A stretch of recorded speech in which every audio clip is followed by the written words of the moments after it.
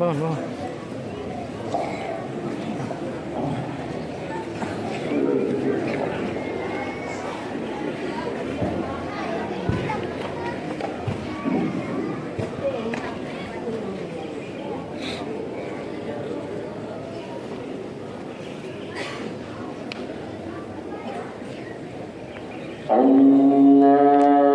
Kemudian Nabi Ibrahim sebagaimana diceritakan dalam surah Al-An'am dari ayat 46 sampai 49, sampai mulai dari melihat bintang, bulan dan matahari, Nabi Ibrahim meyakini, menyadari apakah ini Tuhan-Tuhanku. Tapi apalah ketika bintang itu kemudian hilang, Nabi Ibrahim mengatakan, inilah uhibbul afilin. Aku tidak menyukai Tuhan yang hilang.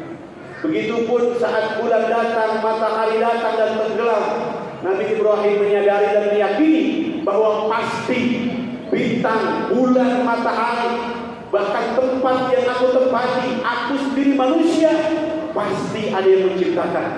Sehingga Nabi Ibrahim memproklamirkan dirinya, menyatakan, inni wajjahtu wajhiya lillazi fatras samawati wal ardi hanifa wa ma ana minal musyrikin.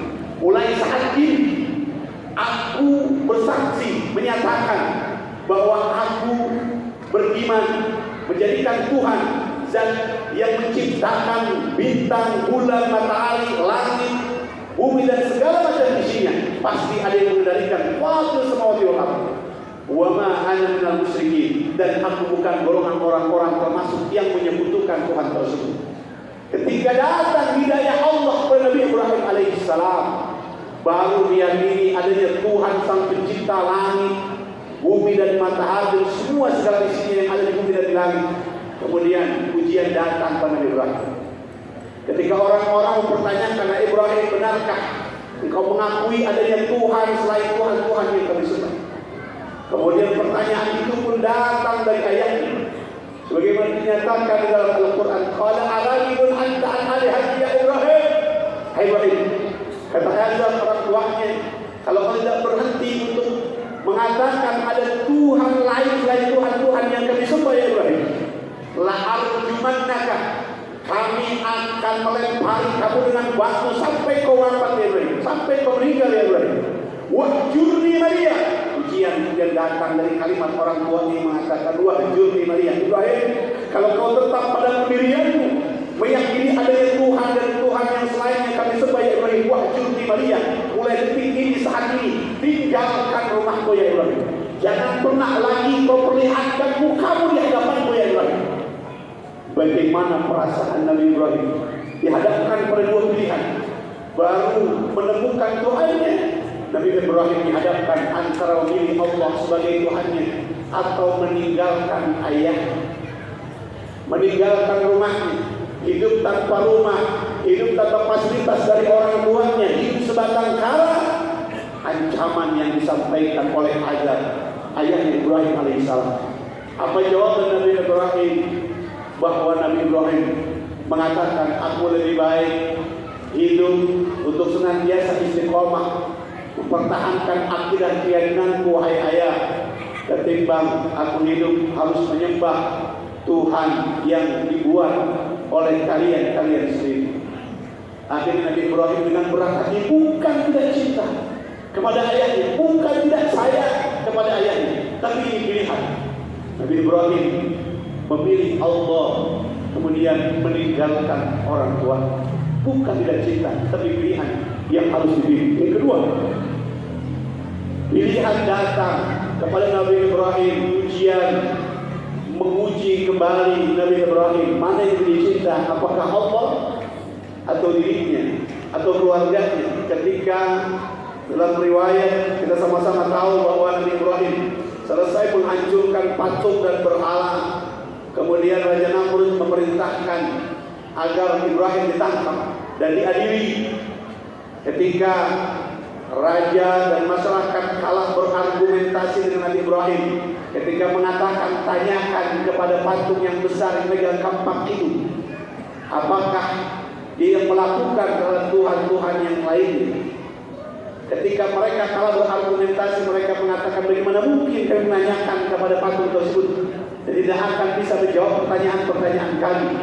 Ketika terpojok dengan jawaban Nabi Ibrahim, kemudian Raja Namrud mengatakan, "Hai Ibrahim, kalau kau tetap pada pendirianmu, berimankan kepada Tuhanmu, Ibrahim, aku tawarkan kau pilihan.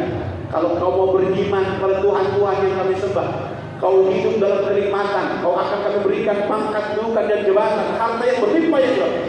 Tapi ingat, kalau kau tetap pada pendirianmu ya Ibrahim, api yang besar ini akan membakar dirimu. Kami akan melemparkanmu ke dalam kobaran api yang telah kami siapkan Ibrahim." Nabi Ibrahim dengan tegas menjawab, "Aku lebih baik mati menjadi abu, mempertahankan keimananku, ketimbang hidup dalam kemewahan, mendapatkan pangkat, kedudukan dan jabatan, harta yang kau berikan, sementara aku meninggalkan akidah keyakinan." Akhirnya Nabi Ibrahim dilemparkan dalam kobaran api. Allah melihat kesungguhan, keimanan, kekuatan yang ada dalam Nabi Ibrahim. Dia rela oleh Allah meskipun nyawa taruhan. Allah melihat bagaimana pengorbanan yang dilakukan Nabi Ibrahim. Sehingga Allah mengatakan, "Ya nabi bangga wassalamu ala Ibrahim." Hai api, tunduklah kau kepadaku, berikan keselamatan kepada Ibrahim alaihissalam. Allahu Akbar, Allahu Akbar, Allahu Akbar. Apakah selesai sampai di situ ujian yang Allah berikan kepada Ibrahim? Tidak. Ternyata setelah itu Allah anugerahkan kepada Nabi Ibrahim memiliki hewan ternak, harta kekayaan yang melimpah luar biasa. Dalam kitab Mishkatul Anwar disebutkan 12.000 ekor hewan ternak yang dimiliki Nabi Ibrahim. Kemudian Nabi Ibrahim kembali diuji oleh Allah. "Ibrahim, kau pilih aku atau harta kekayaan?" "Bagaimana ya Allah?" "Ibrahim, kalau kau benar-benar pilih aku, maukah kau sedekahkan, kau korbankan semua hewan ternak yang kau miliki?" Kemudian datang orang-orang kepada Nabi Ibrahim.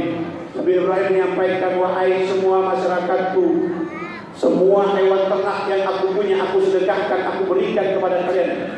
Kemudian orang-orang bertanya, "Ya Ibrahim, 12.000 ekor hewan ternak, jumlah yang tidak sedikit. Bayangkan kalau kita kalikan 30 juta kali 12.000 ekor hewan ternak, berapa triliun yang dikeluarkan oleh Ibrahim?" Orang-orang terheran-heran bertanya, "Ya Ibrahim, kamu tidak cinta kepada harta yang kau punya?" Kata Ibrahim, "Aku cinta dan sayang, tapi aku lebih memilih mencintai Allah ketimbang harta yang aku punya. Jangankan harta hewan ternak yang Allah minta, anak pun kalau memang Allah minta pasti akan aku beri." Inilah yang menjadi ujian selanjutnya buat Nabi Ibrahim alaihissalam. Ketika setelah sekian lama Nabi Ibrahim menantikan kehadiran seorang anak, ketika anak itu lahir, datang ujian yang begitu berat kepada Nabi Ibrahim. Kata Allah dalam surat Al-An'am kembali dijelaskan, "Ya Ibrahim, tinggalkan anakmu biwadin ghairi dzar'in." Hai Ibrahim, sekarang anakmu telah lahir, kau pilih aku atau anak dan istri? Hai Ibrahim, tinggalkan anak dan istri, pergilah kau berdakwah, berangkat ke Palestina. Tinggalkan anak dan istri. Nabi Ibrahim dalam kondisi gundah dan gulana, antara memilih Allah atau anak yang begitu lama dinantikan. Akhirnya Nabi Ibrahim melaksanakan perintah Allah tersebut. Dia tinggalkan anak dan istrinya di sebuah tempat yang gersang dan tandus. Sebelum meninggalkan tempat itu, diabadikan dalam Al-Quran Al-Baqarah. Nabi Ibrahim berdoa, "Rabbi ij'al hadza baladan amina warzuq ahlahu min thamarati man amana billahi minhum yawmil akhir." Ya Allah, akan aku tinggalkan anak dan istriku di tempat ini. Aku akan berangkat memenuhi panggilanmu. Bukti tanda cintaku kepadamu ya Rabb tidak terkalahkan meskipun dengan anak dan istriku. Tapi aku yakin ya Rabb, kau tidak akan pernah menyia-nyiakan orang-orang yang aku cintai yang melebihi kecintaanku, melebihi daripada kecintaan orang-orang kepada Allah Subhanahu wa taala. Ya Rabb, aku yakin kau akan menjaganya. Aku yakin kau akan mencukupi kebutuhannya. Tempat yang dulu tandus dan gersang itu berkat doa Nabi Ibrahim sekarang disebut Makkatul Mukarramah.